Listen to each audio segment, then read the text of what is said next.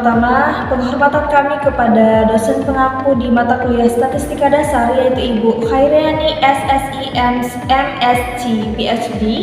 Dan sebelumnya perkenalkan kami, saya Kurata Ayuni dan saya Maulida dan saya Bezatul Anbiya. Kami di sini ingin mempresentasikan, yaitu akan memaparkan sedikit hasil dari tugas proyek kami yang berkenaan tentang hasil belajar matematika siswa melalui penerapan model pembelajaran auditory intellectual repetition berbasis Mind of Math di SMPS Babel Mulfirah. Nah, pertama itu ada menguji hipotesis rata-rata kemampuan awal ataupun pretest hasil belajar. Pertama sudah ada data nilai kelas eksperimen dan kelas kontrol. Nah, sekarang kita membuat stemplot. Nah, dari stemplot ini kita tahu lebih mudah untuk mengetahui nilai siswa. Yang pertama, kita tahu bahwa siswa ada sebagian siswa yang mendapatkan nilai 8 dan sebagian siswa juga ada mendapatkan nilai 60 sampai 69. Jadi paling rendah siswa mendapatkan nilai yaitu 8 dan paling tinggi yaitu kisaran antara 60 sampai 69. Nah, dari stemplot ini kita tahu bahwa ada banyak siswa yang mendapatkan nilai dari sekitaran 40 sampai 49.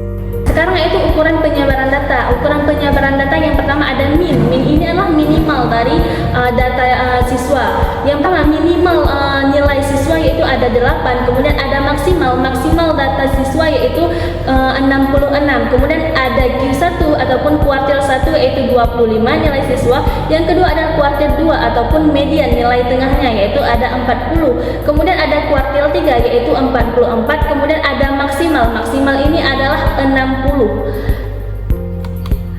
Kemudian ada simpangan baku. Simpangan bakunya yaitu 14,67. Kemudian ada variannya adalah 215,25. Kemudian ada range adalah 58. Kemudian selanjutnya ada pemusatan data. Pemusatan data yang pertama yaitu meannya adalah 36,25. Yang kedua yaitu ada mediannya ataupun nilai tengah ini adalah 42. Kemudian ada modusnya yaitu 42. Kemudian ada kelas kontrol. Kelas kontrol stemplotnya yaitu mulai dari 8 hingga 60 sampai 69. Siswa paling sedikit mendapat nilainya yaitu ada 8, kemudian paling tinggi siswa mendapatkan nilai yaitu antara 60 sampai 69. Nah, dari stemplot ini kita tahu bahwa banyak siswa yang mendapatkan nilai 8 yaitu sebanyak 6 orang. Kemudian ada siswa yang mendapatkan nilai tertinggi yaitu 1 orang 66. Sekarang selanjutnya itu ukuran penyebaran data. Ukuran penyebaran data minimal yaitu paling sedikit nilainya itu ada 8. Kemudian ada kuartil 1 ataupun Q1 yaitu ada 8. Kemudian ada median ataupun kuartil 2 yaitu 29.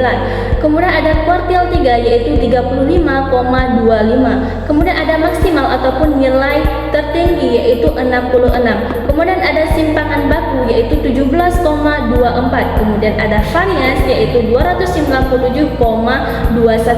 Kemudian ada range yaitu 58. Kemudian selanjutnya yaitu ukuran penyebaran data. Ukuran penyebaran data kelas kontrol yaitu yang pertama ada mean yaitu sebanyak 28,55. Kemudian ada median ataupun nilai tengahnya yaitu 29. Kemudian ada modus yaitu modusnya 8. Sekarang perbandingan kemampuan awal kelas eksperimen dan kelas kontrol. Nah, di sini sudah ada 2 box plot. Yang pertama, box plot pertama itu pretest kelas eksperimen. Kemudian ada box plot kedua yaitu box plot pretest kelas kontrol. Nah, dari ujung ini kita tahu dari box plot, kita lihat dari box plot di garis paling ujung sebelah kiri ini menandakan minimal. Kemudian di ujung sebelah kanan ini menandakan maksimal. Kemudian perbatasan antara warna kuning dengan warna hijau ini adalah menandakan median ataupun kuartil 2. Nah, jadi nilai minimum daripada box plot ini adalah yang sebelah kiri yaitu sekitaran 8. Kemudian nilai maksimumnya yaitu 66. Kemudian kuartil 2 ataupun nilai mediannya yaitu 42. Kemudian di ujung sebelah warna kuning di paling ujung ini adalah perbatasan kuartil 1 ataupun sekitaran 25 nilainya. Kemudian ada di ujung warna hijau. sebelah kanan, yaitu itu perbatasan kuartil 3 atau nilainya 44. Kemudian ada box plot pretest kelas kontrol, yaitu box plot yang kedua. Nah, di ujung sini juga sama seperti box plot yang pertama, yaitu di ujung sini nilai minimum, kemudian di ujung sebelah kanan yaitu nilai maksimum, dan di perbatasan antara warna kuning dengan warna hijau ini adalah nilai median ataupun kuartil 2. Nah, yang pertama yaitu garis sebelah kiri. Jadi nilai minimumnya adalah 8, kemudian nilai maksimumnya adalah 66. Kemudian nilai tengah ataupun kuartil 2 yaitu berada di antara perbatasan warna kuning dengan warna hijau, yaitu nilainya 29.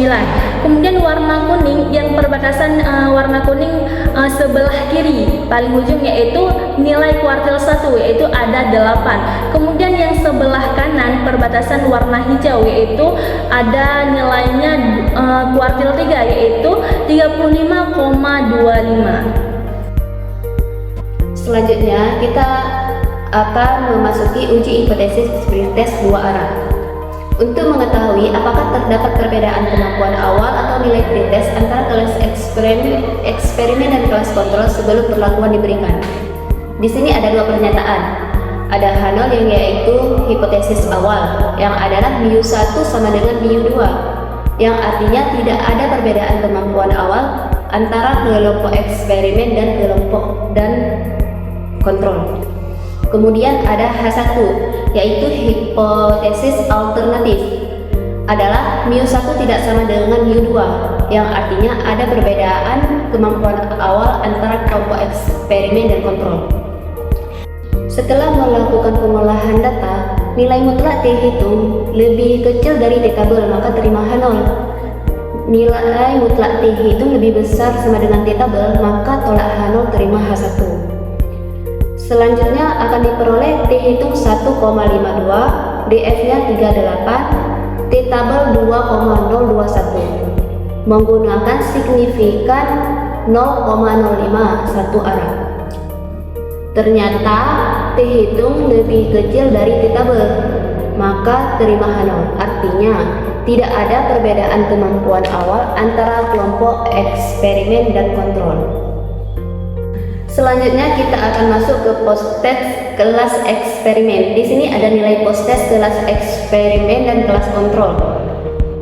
Kemudian kita akan mengolah data kelas eksperimen terlebih dahulu. Nah, di sini sudah ada nilai post-test kelas eksperimen dan kontrol.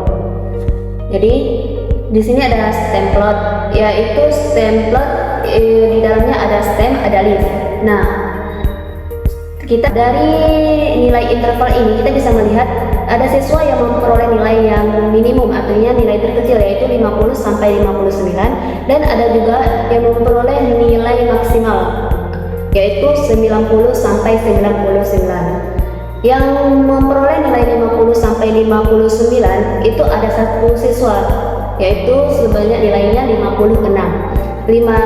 Nilai 5 kita menaruhnya ke bagian stem dan 6-nya kita taruh ke bagian leaf. Kemudian ada siswa yang memperoleh nilai 90 sampai 99, itu ada sebanyak 5 siswa, 90 sebanyak 4 siswa dan 91 sebanyak 1 siswa. Selanjutnya ukuran penyebaran data. Nah, di sini teman-teman bisa melihat di sini ada minimum, nilai yang paling terkecil yaitu 56. Kemudian ada maksimal, nilainya 91, mediannya 80, Q1-nya 70, Q3-nya 90, IKR-nya mendapatkan 20. Kemudian ada simpangan baku, memperoleh nilai 10,93, varian 119,50, ranknya 35. Kemudian ada ukuran pemusatan data, min-nya 78,85, median atau nilai tengah itu 80, modus nilai yang sering muncul yaitu 80. Selanjutnya post test kelas kontrol. Nah, di sini ada stem plot. Kita bisa melihat di stem plot ini nilai yang terkecil. Pada interval 50 sampai 59 ada nilai 55 yang terkecil. Sebanyak 2 siswa yang mendapatkan nilai 55. Kemudian ada juga siswa yang mendapatkan nilai tertinggi pada interval 90 sampai 99. Itu ada 3 siswa yang mendapatkan nilai 90. Kemudian ada juga banyak siswa yang mendapatkan nilai pada interval 70 sampai 79. Itu ada siswa yang mendapatkan nilai 70 dan 75. Kemudian selanjutnya ada ukuran penyebaran data. Nah, di sini ada minimum yaitu nilai 55, Q1-nya 65, Q2 atau median itu 70, Q3 76,25, maksimalnya 90, IKR-nya memperoleh 11,25. Kemudian simpangan baku 10,75, variansinya 115,46, ranknya 35. Selanjutnya ukuran pemusatan data, min 71,25, mediannya 70, dan modus nilai yang sering muncul yaitu 65. Jadi setelah beberapa penjelasan di belakang, sekarang kita akan melihat ke dalam box plot post-test kelas eksperimen dan box plot post-test kelas kontrol. Jadi di sini, di dalam box plot ini ada yang namanya nilai minimum, di mana bisa kita lihat di garis awal yang paling ujung di sebelah kiri. Kemudian ada Q1 nilainya 70, bisa kita lihat di ujung dari kotak warna kuning di sebelah kiri. Kemudian Q2 atau median bisa kita lihat dari garis perbatasan antara kotak kuning dan kotak hijau di terakhir di tengah-tengah. Kemudian kita bisa melihat lagi Q3 yaitu dengan nilai 90 berada di terakhir kotak yang berwarna hijau. Kemudian ada nilai maksimum yang berada pada angka 91 yaitu berada pada di ujung garis sebelah kanan. Kemudian kita setelah beberapa perhitungan kita akan mendapatkan nilai IQR yaitu 20. Kemudian dibandingkan dengan box plot post test kelas kontrol. Yang pertama kita akan bisa melihat nilai minimum yaitu nilai L55 di mana berada di ujung garis sebelah kiri. Kemudian kita bisa melihat juga Q1 nilainya 65. Kita bisa melihat Q1 dalam box plot yaitu di perbatasan awal kotak warna kuning, di perbatasan awal kotak warna kuning. Kemudian Q2 atau median nilainya 70. Kita bisa melihat di pertengahan di antara akhir kotak kuning dan awal daripada kotak hijau. Kemudian kita dapat melihat lagi Q3 yaitu 76,25, bisa kita lihat di akhir atau di ujung kotak hijau. Kemudian ada nilai maksimumnya setelah nilai minimum, dia ada nilai maksimum yaitu 90 berada di ujung garis box plot kelas post test kelas eksperimen. Sekarang kita akan melihat ke dalam uji hipotesis post test menggunakan uji hipotesis satu arah. Tujuannya kita melakukan uji hipotesis ini adalah untuk membuktikan bahwa model pembelajaran baru yaitu model pembelajaran auditory intellectual repetition berbasis mind of map dapat meningkatkan hasil belajar siswa. Ada dua pernyataan. Yang pertama H0 ataupun H awal, hipotesis awal yaitu μ1 lebih kurang sama dengan μ2, artinya tidak terdapat peningkatan hasil belajar matematika pada kelas dengan model pembelajaran AIR tadi yang berbasis mind of map dibandingkan kelas konvensional. Kemudian ada pernyataan yang kedua yaitu H1 ataupun hipotesis alternatif di mana μ1 lebih besar daripada μ2 yang artinya terdapat peningkatan hasil belajar siswa pada kelas model pembelajaran AIR berbasis mind of map dibandingkan dengan kelas konvensional. Dan ada beberapa persyaratan untuk menghitung hipotesis, untuk membenarkan hipotesis yang sudah kita dapat. Yang pertama ada persyaratan T hitung lebih kecil sama dengan T tabel yang artinya terima H0. Kemudian syarat yang kedua T hitung lebih besar daripada T tabel yang artinya tolak H0 namun terima H1. Setelah melakukan perhitungan dan pengolahan angka dapat dilihat T hitung ternyata kita dapat 2,22 dan DF-nya itu 38. Kemudian kita akan mendapatkan T tabel 1,684 melalui signifikasi 0,05 yaitu satu arah. Kemudian setelah melakukan perhitungan ternyata T hitung lebih besar daripada T tabel, artinya tolak H0 dan terima H1, yang mana maksudnya itu adalah model pembelajaran ini, yaitu pembelajaran dengan menggunakan model auditory intellectually repetition yang berbasis mind of map, itu efektif dan dapat meningkatkan hasil belajar siswa. Sekian hasil dari presentasi kami tentang tugas proyek kali ini. Lebih dan kurang kami mohon izin. Sekian, terima kasih. Kami akhiri dengan wassalamualaikum warahmatullahi wabarakatuh.